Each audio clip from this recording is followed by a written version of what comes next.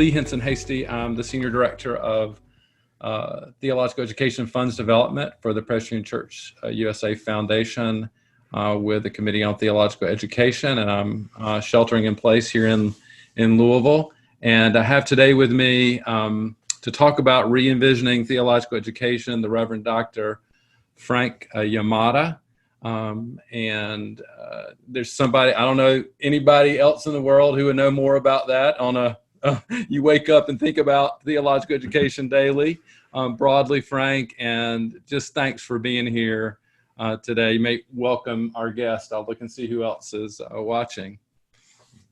Great. Well, thank you. Thank you, Lee, and thanks for inviting me. It's a pleasure to be here with all of you on Facebook Live and to see you again. So yeah. I missed the work that we used to do on Cody. So. Oh, God. Well, speaking of, Mindy Douglas is one of the first guests. I remember you two as a team, as chair and I wasn't. Oh, yeah, that's right. I was chair, but I think, she was vice chair. I think maybe at an earlier time. Okay. Yeah. Mm-hmm. Well, hello, Mindy. Mindy, First Church Durham now.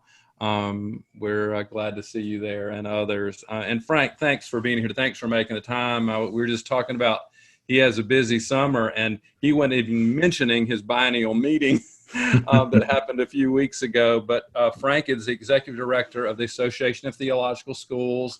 That also includes the Commission on Accrediting. That reports to the Department of Education, one of the accrediting agencies for 250. How many now? No, pretty close to 280 now. 280. Mm-hmm. 280 accredited schools in the U.S. and Canada.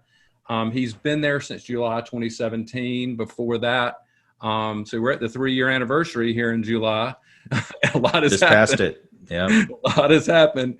Before that, he was the president of one of our Presbyterian Church related schools, McCormick Theological Seminary in Chicago, and also a biblical hermeneutist. He taught Bible there at McCormick, and before that, Seabury Western. A graduate, a PhD from Princeton Theological Seminary, as well as a Master of Divinity, and a graduate of Southern California College. He's from Southern California, and probably not in a lot of introductions. He has many talents. Surfing is one of them, as well as cooking. Hopefully we'll talk about cooking too. But Frank, we're going to put your bio in the link there. But thanks again for being here. Great, thanks again. Yeah, look forward to this. It's been fun to work with you, and it's good to have you here today. So we start, I think by talking about call. You and I, we are also on the board together at the Forum for Theological Exploration. I know discernment is really key. You did not see yourself as the executive director of ATS, nor did you really sign up for that. And I really think you see yourself as a teacher, and you are a teacher. You still are. I saw that in the Zoom presentations you made to the ATS in June. And to my lectionary group, you're such a good teacher. But what is it at the center of your call? What is it that, as Katie Cannon said, what is the work your soul must have? What is it, as Howard Thurman says, makes you come alive? Because we need people who are coming alive. How do you answer that today? Well, I think how I answered that today is similar to how I'd answer it. And some of it's a little bit of a retrospective, looking over time. But I think really what makes me come alive is change. It's not, I certainly think of myself as a theological educator, certainly now as an executive director of a theological education society or association, but change is really what makes me come alive. I wouldn't say that it's necessarily the food that my soul needs, because change takes sometimes much more from you than it actually feeds you. But I find change to be both exhilarating, challenging, and I find when I'm in those contexts, that's when I feel most alive, both in terms of I have a heightened sense of possibilities and opportunities and hope, and at the same time of fears and threats. You just feel like you're hypersensitive to all of these things. And And I don't really mean change for change's sake, but Yeah. meaningful change in the way we do things and the way that things are changing. And I think it maybe is also an extraction from what we're experiencing in the church, what we're experiencing in theological education. It's an embodiment in some ways of what's going on in theological education, and that is change.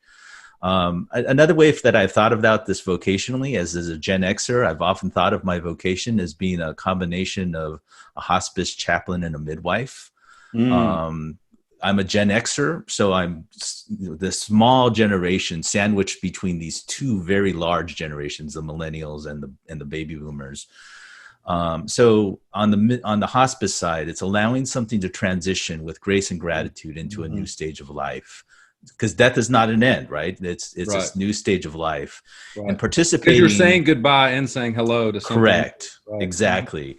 And at the same time, you're participating, and this is kind of the midwife piece, and supporting the birth of something new in that liminal space between life and death, which is birth. So that's where I really have sensed my call as both a mid-50s something person, but as a theological educator at this particular time in theological education.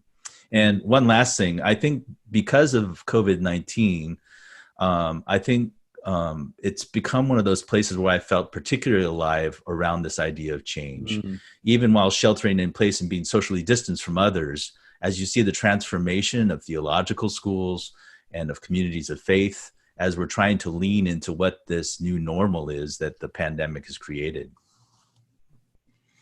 Midwife, both of those make sense to me. And I'm thinking even in my own experience and the work we've done, when you started at McCormick, is when the whole idea of birth or rebirth of the Theological Education Fund happened. And it, long story there in transition. And here I sit 5 years later, is really, that's unbelievable.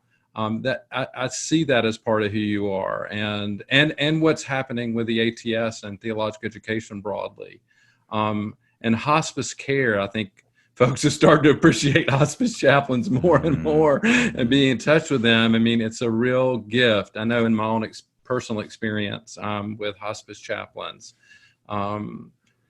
they help us understand what's currently happening and what can happen toward the future, and help ask the right questions. I think that's something you do really well, is ask really good questions. And I'm grateful for that. And I do see you giving birth to new things too. And that's a beautiful thing. It's a nice pairing. I see there's a couple other people. Jim Kitchens has joined us, Jack Barden from Austin area. Ken Whitehurst, Lester Luisher, colleague from the ATS, Rebecca Mazzoli, a pastor in Pennsylvania. So they're thanking us for being here.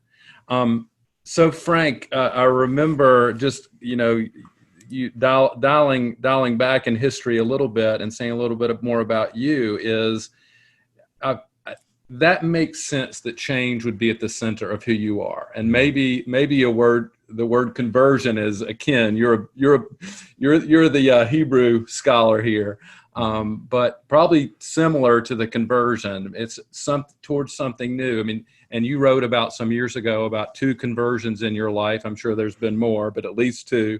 One from a Buddhist family toward an upbringing toward Christianity as a 19-year-old.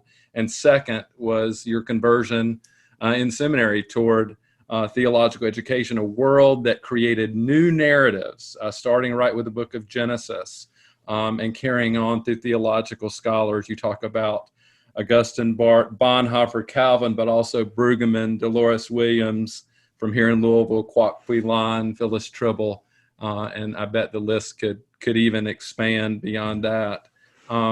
Is that what you're talking? Is there a kinship between conversion and change, do you think? Yeah, conversion's it's not a good reformed word necessarily. Right. We don't, conversion's kind of more of an evangelical word, but, that my entry into the church was through an evangelical megachurch. But certainly conversion is something that I think keeps on happening. And, maybe in a good reform sense, conversion really is more about you as an individual catching up to what God has already been doing in your life. And it requires your conversion. I think I wrote in another piece later on the church is that my sense was it wasn't that the Holy Spirit was changing the way that the churches should be, but the church needed to catch up to the work of the Holy Spirit. And so the church always needed to be converted again and again to the work of what God is doing in the world. Maybe that's what conversion is, our experience of this kind of radical shift from one reality to another. I think maybe it is just kind of part of my Christian experience that that life is all about it's moving from one big change where you expected and saw life and the world in one way, and it's disrupted by the presence of God in different kinds of ways. And my experience with theological education was very much that way. Just being gratefully learning about all these great traditions and traditions that were from more recent past and from centuries past. Right. And in some cases with the Bible, millennia past, right? Where things, you just began to realize things that shifted the way that you thought about knowledge. So there's a conversion of knowledge that happens at seminary. And I would probably add a whole bunch of others more recently. I think my conversions of different kinds to just my own racial ethnic identity awakening, which happened during seminary, or my conversion from being what I thought was going to be a lifelong career vocation in teaching and learning as a faculty person to becoming an administrator, the big bad administrators in a school. So that turn to the Star Wars motif of being being to the dark side of the Force was quite a conversion as well. But it's I think that last conversion, in terms of being engaged in more administrative leadership, it's really kind of helped me see the way that institutions and organizations are changing. And the need for institutions and organizations to be continuing reforming and or converting to the realities that are in front of them. That does seem very, I like that you use reforming, and maybe even in the Reformed tradition, that openness to the reformed and always reformed according to the Word of God and the call of the Spirit. I think that's the kind of spirit you're talking about, and that openness. But it's not human. Maybe Calvin's right. It's not human for us to be excited about change. I mean, I think there's a lot of folks who are anxious out there even now during this time. This is just, the paradigms are shifting and changing, and that's scary. And just change for change itself, I think it doesn't necessarily mean it's good, but the openness to be able, I think I want to put on your glasses and to be able to see and discern, I think, with those biblical hermeneuticists, and scholar kind of lenses, and your vocation toward change, to notice what the Holy Spirit is up to. I'll never forget being at your inauguration as president of McCormick Seminary. I believe that was in was it an Amy Zion church? No. It was an Apostolic Assembly Pentecostal church. Apostolic Assembly, which one of the larger ones on the south side of Chicago. Not the normal place you'd normally think a Presbyterian seminary president. No. So just being in that place and the gathering of the cloud of witnesses who were there, the gifts that you received from all these different folks, and your theme and address around approaching 2040, that you were trying to look around the curve, over the horizon, so to speak, and that was largely around the wisdom then back in 2012 around 2040 being the tipping point toward a racial ethnic majority in the United States, and that's I think may have changed sooner. I love that you say that in all its rich diversity, seminaries are doomed to be archaeological artifacts, a volume best left in the long-term storage section of the archives of human knowledge, thrown into the dollar bin of all the other bad 80s movies if we don't pay attention, if we don't adapt. Right. And that probably could be said about churches too. So this is part of that call to the Spirit. It's not just about relevance. It's about faithfulness. It's about making a difference. You think, I mean, have you changed in your thinking about this since, or become more clear about it? No, I haven't changed in my thinking. I think the context in which I serve has changed. Sure. I think in my address, I highlighted three things, and I think those three vectors of change, I think, is what I referred them to be. So we had the racial ethnic diversity, Right. the time by which we would have a racial ethnic majority in the country, or we would no longer have a racial ethnic majority in the country. Again, the good news about that is the significant number of ATS schools are already there in terms of their student populations. Sure. So it's 2040 realities have hit ATS schools faster than they have in other places. And that's probably because ATS schools are the meeting place of the formation of leaders for the church, but also the meeting place for knowledge. So this is appropriate. The second vector of change I talked about was technology and the digital forms of technology. So here we are having a virtual, or I would say a more remote conversation over Facebook Live and on Zoom, because there's nothing virtual about this. I mean, this is real, but it's remote. But the use of digital technologies, boy, they just have exploded in terms of their use within ATS schools over the past decades, but even increasingly so this past spring. Even if we're going to acknowledge that most schools, when they kind of pivoted to being online during the pandemic, while most of those schools would have done that in a way that we would call maybe emergency remote delivery rather than very robust online teaching or distance learning, that shift to digital technologies is in full force. And then the third vector of change was this generational shift that we've seen happening. And my call there was to allow the millennials to lead us.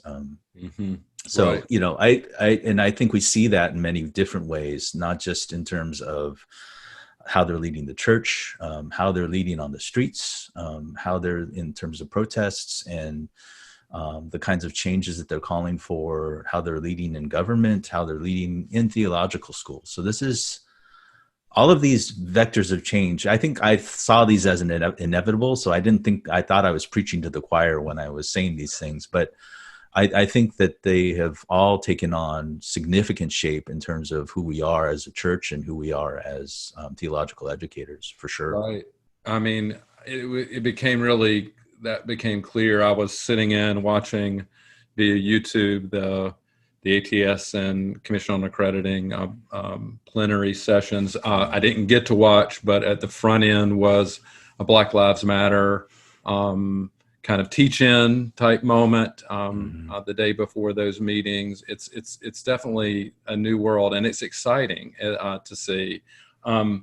Rebecca Malozzi from Pennsylvania, pastor, is asking, she says churches really struggle with the idea of relevance. It's tricky to lean away from how we can be more relevant conversation into how we can be more faithful.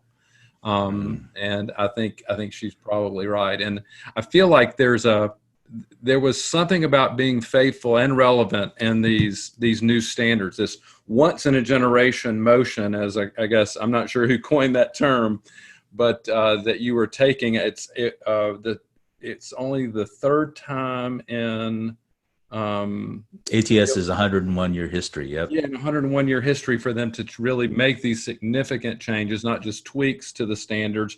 And it's kind of like when we changed the Book of Order, it went from here to here. I mean, it went from just down to 8 it had worked up to over 100 pages and you're down to 18. It's amazing. But yet it feels like it's not narrowing the kind of schools and the kind of ways that you accredit. It's actually expanding those so that there is a relevance to more than just the main line, more than just the traditional, not just thinking about the MDiv as the only, and I realize you accredit dozens of degrees, I think, but it's actually, there's an expansiveness to it.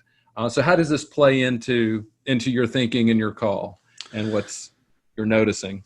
Well, so just a brief word about the biennial meeting. There's so many ways in which this was just kind of a paradigmatic moment for what we're Right. talking about in terms of changes. So not only are we having this once in a generation decision, as you mentioned, the standards have only been completely rethought, revised in this significant kind of way 3 times in the history of the association. And the last one happened, just over a quarter century ago, right? So Wow. we're talking like literally. That's the phrase is not just a communication blurb. It's literal. This is a once in a generation kind of decision. Right. And the themes within this, you had mentioned the movement of the standards from being over 100 pages to about 18. It's much more than them being shorter. These standards are much more principle based, educational quality principle based than they are practice based. So that's a significant shift. The three themes that we named for our biennial meeting were quality, clarity, in an early version it was actually simplicity, but we didn't want people to confuse simplicity with being simplistic. Right. So we use the word clarity. So quality, clarity, and flexibility.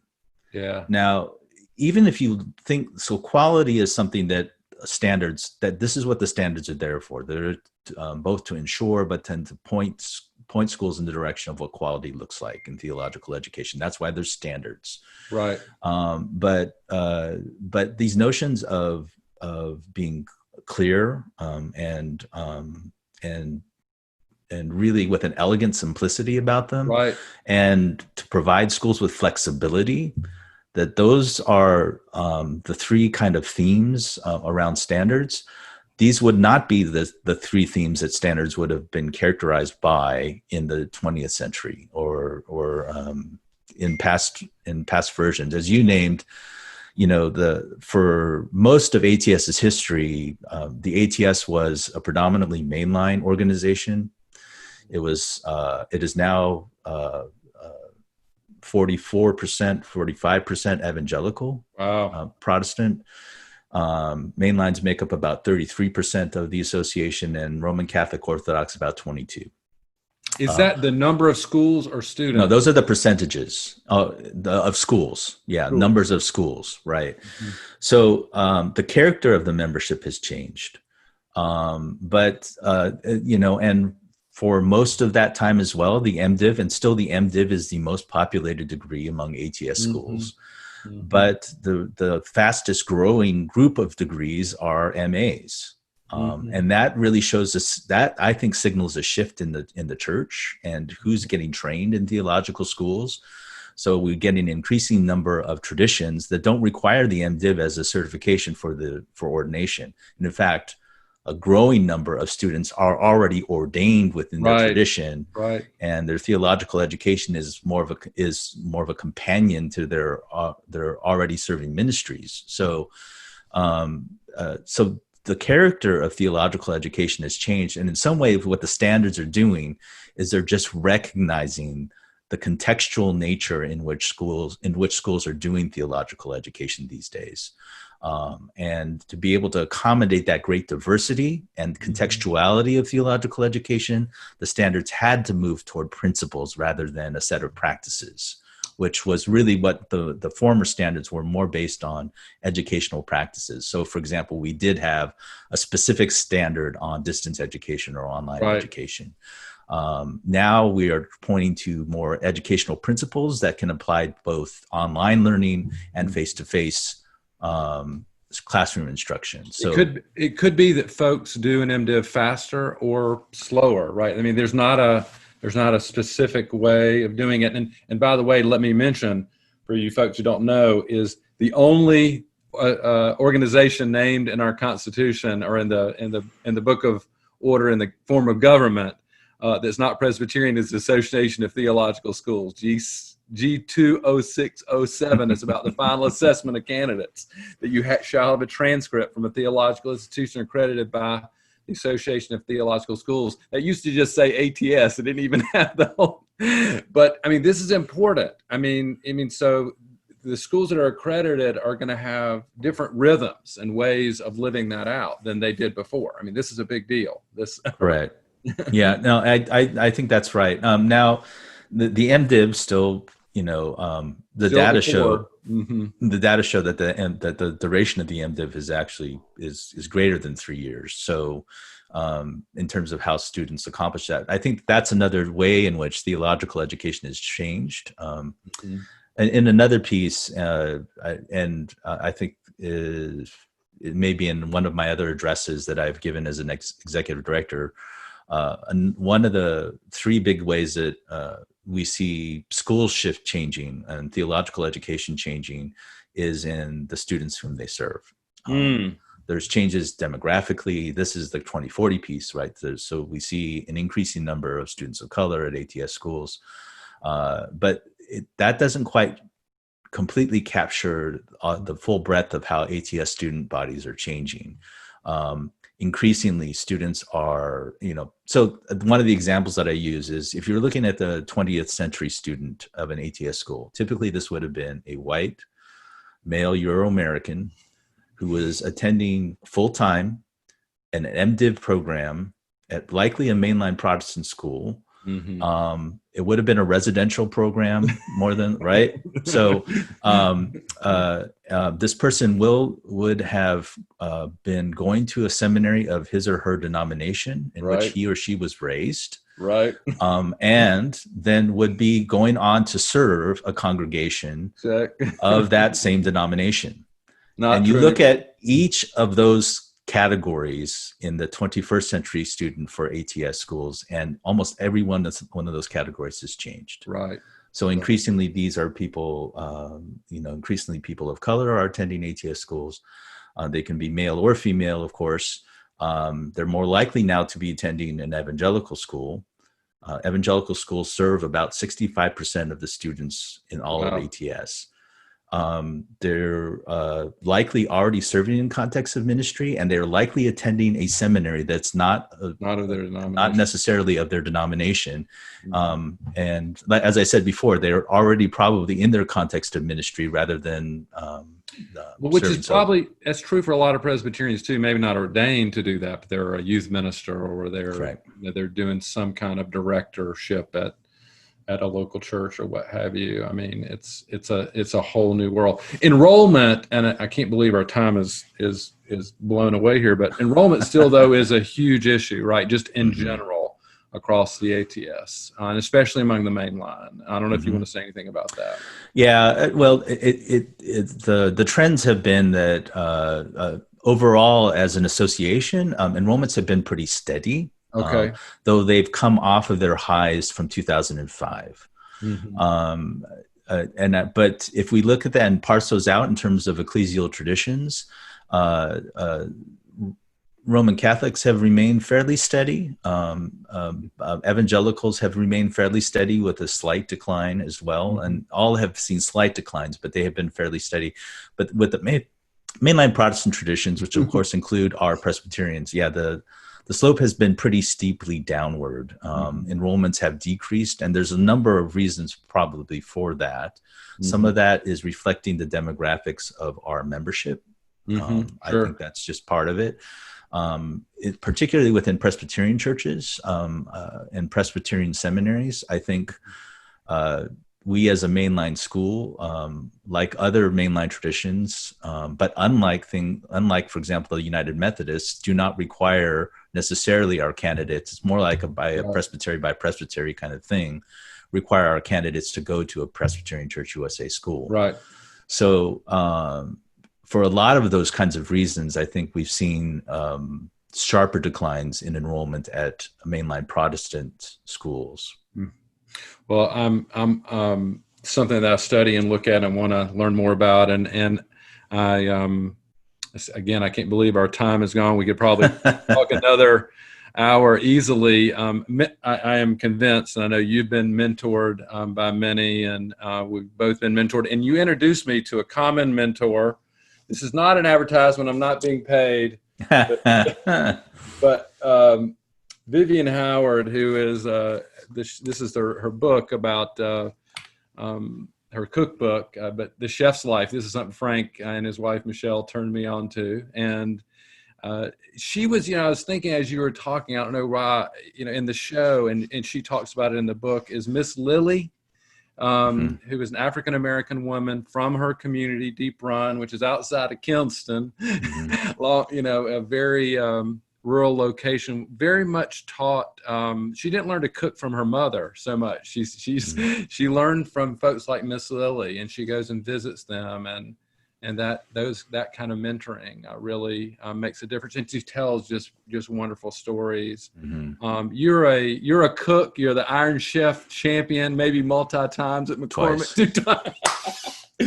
Jen Ayers, if you're out there, I know she was part of the winning team at one point. But I think if I remember right, she was also part of a winning team that beat our team at one point. So. Okay, it's a big deal, and I bet it's amazing. I've never been there for that, but you're just a beautiful chef and sous chef and leader, Frank. I can't thank you enough for the ways that you have and are and will continue to contribute to not only theological education, but to the life and witness of Jesus Christ and the church and beyond. And just prayers that will, you will feel the love. I see Anna Pickney Strait. I see our common friend, former co-moderator, Ville-Marie Citron-Ovieri, joining in and singing your praises too. Just know that comes and we're here. Thank you for being a missionary in the ecumenical community and in the work that you do. And if you're willing, would you mind offering a benediction, a charge, a prayer of blessing to those who've gathered today as we close? Surely. And maybe I could offer this. The audience may be broader, but my guess is that your target audience is going to be Presbyterians. And from what I've heard in terms of those who have gathered, we've gathered some Presbyterians and some good Presbyterian friends. So may I offer a word of benediction and a closing prayer. So friends, as we go forward into this world, this new world that is shaped by many challenges and things that we haven't encountered before in our lives, both the twin pandemics of COVID-19 and of systemic racism, may we live faithfully into the call that our God has put forward before us, that the Spirit leads us to. May we be converted again and again to the work of the Spirit and the work that God is trying to do in the church and in the world. And may you be agents of that change and transformation and that conversion, so that we may live more faithfully into what God has for us as a people. So in this, we ask for God's grace. We ask for God's mercy. We ask for God's justice. And we thank you, dear Lord, for this time to be able to gather even in spaces that are remote, not virtual. And we ask for your presence to be among us, real presence to be among us, knowing that presence is not virtual, but is what gives us life and sustains us. This we ask in the name of Jesus Christ. Amen. Amen. Thank you. That was beautiful and needed. I needed to hear that. It's not just virtual. This is real. The real presence, your real presence, God's real presence with us.